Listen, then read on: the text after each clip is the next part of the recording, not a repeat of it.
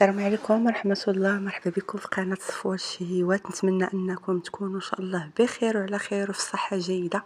الوصفة ديال اليوم هي عبارة على قراشل اللي كنوجدوهم في الكوكوت. ما غاديش يحتاجوا الوقت ديال الاختمار وما غاديش يحتاجوا الدلي، كيوجدوا خفا زربا، كيجيو منسمين ومقطنين ومفشفشين من الداخل بطريقة اللي هي بسيطة كما قلت لكم، غتولي معتمدة عندكم. المهم نتمنى الوصفه ديال اليوم ان شاء الله تعجبكم ويتبعوا معايا المقادير. غادي نبداو ان شاء الله على بركه الله. ناخذوا الكوكوط ديالنا، غادي نديروا فيها الخميره، معلقه هنايا ديال الخميره كبيره. غادي نديروا هنايا 4 المعالق كبار ديال السكر سنيده. غادي نضيف كاس الاول ديال الحليب اللي دافي ديال العنبه. غادي نزيد ليه الكاس الثاني ديال العنبه يكون دافي شويه وصافي. غادي نخلطهم مزيان حتى يتجانسوا العناصر مع بعضياتهم. غادي نضيف ليهم الدقيق. غادي نجيب كاس الاول ديال الدقيق، ها هو كاس ديال العلبه. غادي نبدا نخلط، زدت الكاس الثاني، غادي نبدا نخلط ونخليهم يختمروا لمده واحد 10 دقائق.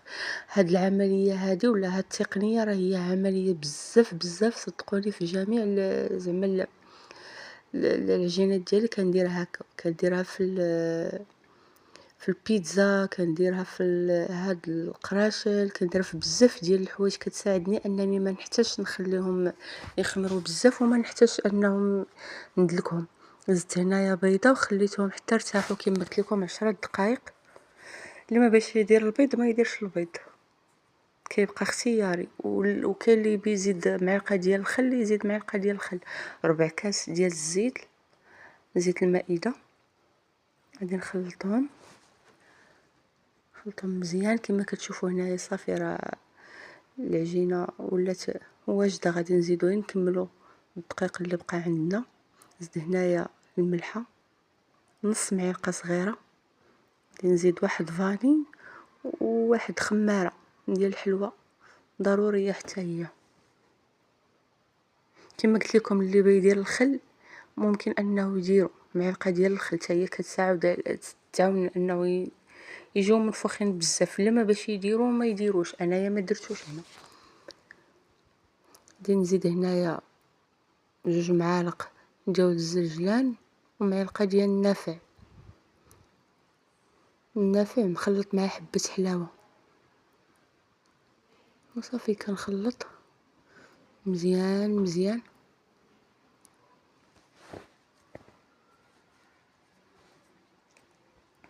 غادي نبدا نضيف الدقيق. الكاس الاول ديال الدقيق زدت،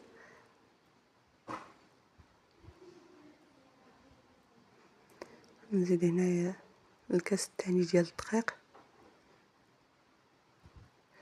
صافي نخلط. بهاد اللوحه هذا الخشبي ما احتاجتش كاع انني نخلط بيديا. كما كتشوفوا راه العجينه كتلصق، خاصها هي القوام ديالها يكون بحال هكا، غادي تقريبا نفس القوام ديال السفنج.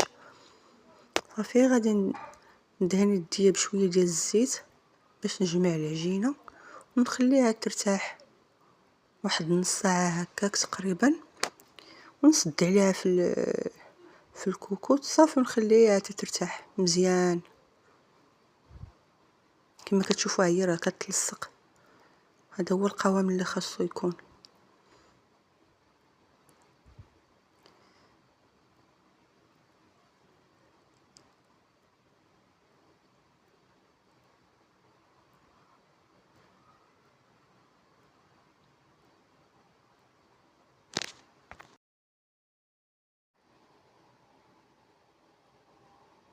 العجين ديالنا ولات واجده، ها هي خمرات. من بعد ما خمرات غادي نجيب شويه ديال الزيت نجمعها بحال هكا، نرش سطح العمل بالدقيق. غادي نرشو مزيان بالدقيق لان العجينه راه هي كتلصق بزاف كما قلت لكم في الاول. غادي نستعمل بشويه ديال الدقيق وشويه ديال الزيت. غادي نجمعها واحد الجمعه اللي هي خفيفه ونبدا نكور الحجم اللي بغينا. كل واحد كيبقى ليه على حسب الاختيار، واش بغيتوهم كبارين ولا بغيتوهم صغارين. ولكن انا من الافضل كنفضل يكون الحجم ديال الكويرات صغار لانهم باقين غادي يختمروا باش يجيو مزيانين وما تجيش ما يجوش معجنين من الداخل. صافي انا درت هذا القياس هذا، غادي نبدا نكور العجينه كامله حتى نكملها، وديك الساعه غادي نبدا نبسطها ثاني باقي واحد شويه، لانه كما قلت لكم راه باقي غادي تخمر.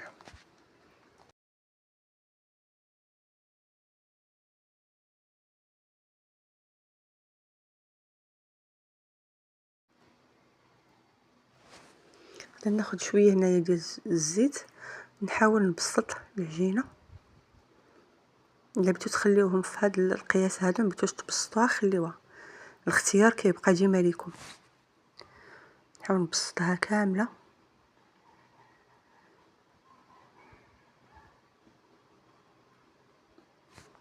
صافي ومن بعد هنا فاش خمرات غادي حتى كتخمر واحد 10 دقائق تقريبا هكاك، ما بين 10 دقائق حتى ل 15 دقيقه.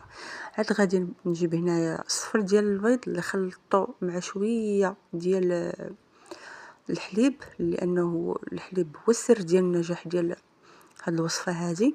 وغادي نديرهم بشويه ديال السجلان مباشره، ندخلهم للفران اللي كان سخون من قبل مزيان. صافي ونخليهم يطيبوا، من بعد ما طابوا كنخرجوهم وكنغطيوهم بواحد المنديل، كنخليو هذيك الحراره ترجع ليهم.